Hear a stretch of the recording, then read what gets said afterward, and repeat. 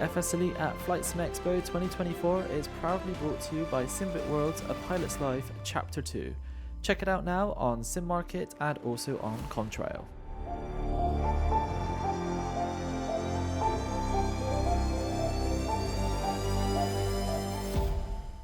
Great pleasure to welcome Spencer to the stage, and he's going to be then doing an interview with FlightBeam. So please give it up for Spencer. Thank you, Cal. Woo! Thank you, Cal. Yes, I am Spencer Teville. I am from FS Elite, and I do video content. And I'm joined here by Mir from FlightBeam. So, Mir, how is the show going for you so far? Pretty good so far. I've been meeting a lot of new faces, a lot of familiar faces I've seen before, and fantastic. It's a really great turnout so far. Yeah. And so, wanted to get started with just how did you get into flight sim and making content for FlightBeam? Yeah, so started in 2009. I was working for a certain company called Namco as an art director. And around that time, the economy wasn't doing that well. And we were going through rounds of layoffs and kind of sniffing that coming my way. I was a big flight simmer at that time. And honestly, I just wanted a really good SFO. So next we thing were you know, starved of a good SFO for a while. Absolutely, yeah. There was nothing available. And so basically I just, went home and at the end of the day and just worked until 1, 2 a.m. every night. And after a while, it was ready, and that was my first product. I was unbelievably happy with the reception it got during that time. And here we are now with the third iteration of SFO, many years later, and we still get support emails for FS9. For FS9, yes. Wow. So this being the third edition of SFO, I noticed that you call it Captain's Edition. Can you talk about why you've gone with that naming convention? Right. So it's Captain's Edition because we wanted to stand out a bit, because we're not only competing with other developers, we're competing with Microsoft themselves, who have a handcrafted SFO available. We just wanted to stand out because when we do an airport, we do above and beyond everybody else. We go to the airport, we take thousands and thousands of pictures, and it's a very long production. And so Captain's Edition, this is an airport for pilots. This is an airport for serious flight simmers. So we wanted to give it a bit of a title. It's an airport for serious simmers. Great. And is there any features in the airport that you are especially proud of as you went through the development process? Yeah, absolutely. So I'm a big fan of detailed coastlines. So the coastline at SFO has photogrammetry rocks, and that's something I captured myself by drone. Very close to SFO, not actually close enough to break any laws, but close enough so the rocks there have a certain look and feel.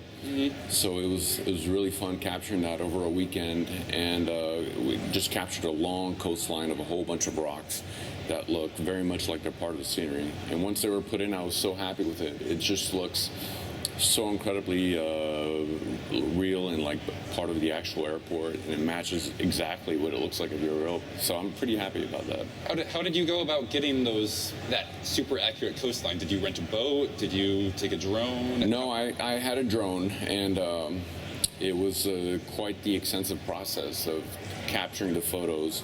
Had an automated process and then a manual process, and then based on some tens of thousands of pictures, it created a 3D, very advanced or detailed 3D model, which I then took and cleaned it up and optimized, and now you can find it around the entire airport, which is cool. That's excellent, and it shows looking at the coastline and my limited time with the couple days that it's been out, it just looks fantastic. Thank you.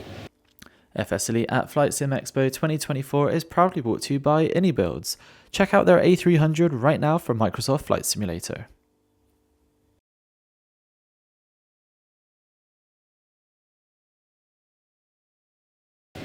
Do you have any other fun stories from your development process as you were putting together the scenery, as just putting together the coastline was quite a journey? Yeah, maybe not related to this particular scenery, but as someone who goes to these airports, takes a lot of pictures, I'm used to getting kicked out a lot by either security or police, or it's something we're used to, unless we have a permit. So When I was doing the survey at Minneapolis, I had a permit to do airside photography there.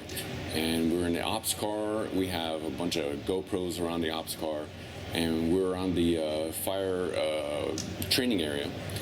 And coming out of the 727, I believe it is, we came out in an airport police vehicle pulled up immediately. And I'm just thinking, here we go again. I'm so used to this, I'm going to get kicked out or something.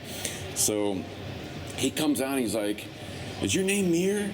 I said, "Yes." He's like, "I'm your biggest customer. I have all your airports." And that was just unbelievable. I thought it was a different dimension or I was dreaming because I did not expect that one. I'm so used to getting kicked out or told to leave. So this was a real big surprise. And, we kept in touch and he ended up being one of the biggest MSP fans. Oh, that's which is awesome. great. Well, MSP is a great scenery. Thank you. Do you have any fun stories of getting kicked out?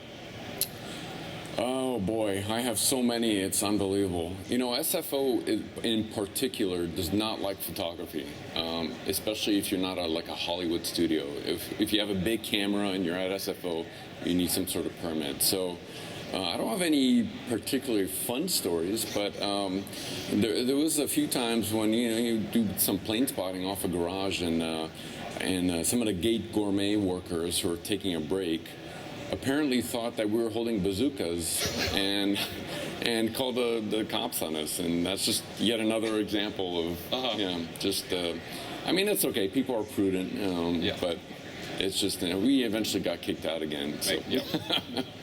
So looking ahead into how flight sim development has been going. So when I think about what Microsoft Flight Sim 2020 has done for the flight sim community, the biggest scenery advent is that now every scenery really has a very detailed interior, sometimes with moving passengers and so on. What do you view as the next major frontier in scenery development? Yeah, that's a good question. Right now, I think the main thing is going to be interactions with having a dynamic airport with passengers. We already have very detailed gate side animations with software like GSX. Yep. So really what was missing are lively airports, things that look animated inside. And the reason I haven't been wanting to do that is because I know other software is eventually going to populate these interiors and animate them properly.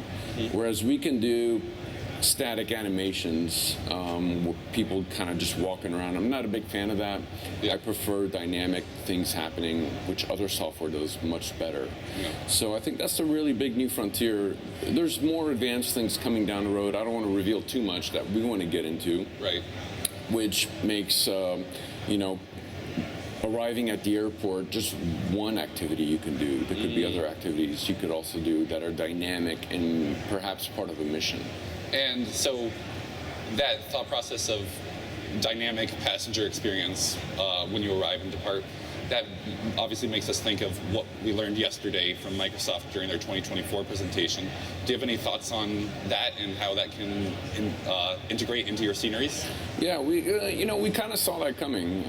It was kind of the logical next step of having maybe a controllable avatar and dynamic passengers. What it means for us is basically it assures that our products are going to have detailed interiors. I think now it makes sense, whereas before it didn't really make sense. Yeah. Kind of flying a drone camera through is, I don't know, just my opinion. So now it's starting to make sense. We're going to have more detailed interiors. I think it's still going to remain on the terminal side. I don't know if we're going to do the entire airport, which production-wise doesn't really make much sense. But I think it's a great next step. It's interesting. So with your release of your scenery, obviously there's another market player that released San Francisco at a similar time as you did. Do you think that the flight sim market as it exists today is big enough to support multiple developers creating identical products that are competing? Yeah, actually, I think it is. The market's big enough, and some people really are not looking for the best of the best, and maybe they fly into the airport once every 2 years, or they have no interest in quality.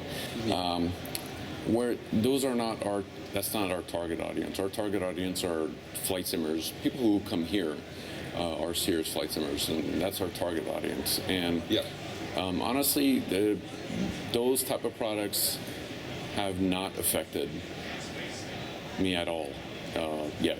In fact, they've been helping us getting more exposure. So when the other competing scenery was released, we got more traffic. We got a lot more new users. I think it's great. Bring more of them. So, looking ahead, I've known you long enough to know to not ask you what your next airport is going to be. But I am curious, when you are thinking about what next airport you are going to make, what criteria are you thinking about as you're making that decision? Right. That's a pretty complicated question for us because there's so many different factors that we take into consideration. The current market trend, what people are asking about. Sometimes it could be something as simple as a customer who emailed us and made a suggestion, and I kind of looked at it and said, that makes total sense. That actually happened for Auckland. I had a customer email me one time and say, this is why we need Auckland with all these different steps. And I read every single email, and I looked at that email and I said, that actually kind of makes sense. Next thing you know, next year, the year after, we're in New Zealand and airside taking pictures. So wow. And then other times, it's like playing a chess game, and we have to be extremely strategic in what we do next. So it's never the same for every airport. It's always a multitude of factors that go in.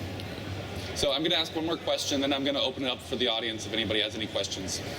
For new scenery developers who maybe want to get into the game, would you have any advice to them as they are thinking about trying to make scenery and get into the market? I would say think about outside the box, because just making an airport is a crowded market right now. There's so many things you can do just with scenery development. And right now, with the SDK, you can make so many different ways to entertain a player and not just make an airport, which is, like I said, a very crowded field right now. So if you want to be popular, think outside the box. Learn the SDK, maybe learn programming, do interesting things people have not done before. Yeah. Because at the moment, we're getting 3 or 4 airport choices per mega hub. Yes. And I don't think customers like that very well. Yeah. Well, that's all I have. Thank you, Mir. Thank you. This was fantastic. Thank you, everyone, for tuning in. And coming up next, we're going to be looking at Elgato and their Stream Deck. Thank you so much, everyone. This has been Spencer for FS Elite.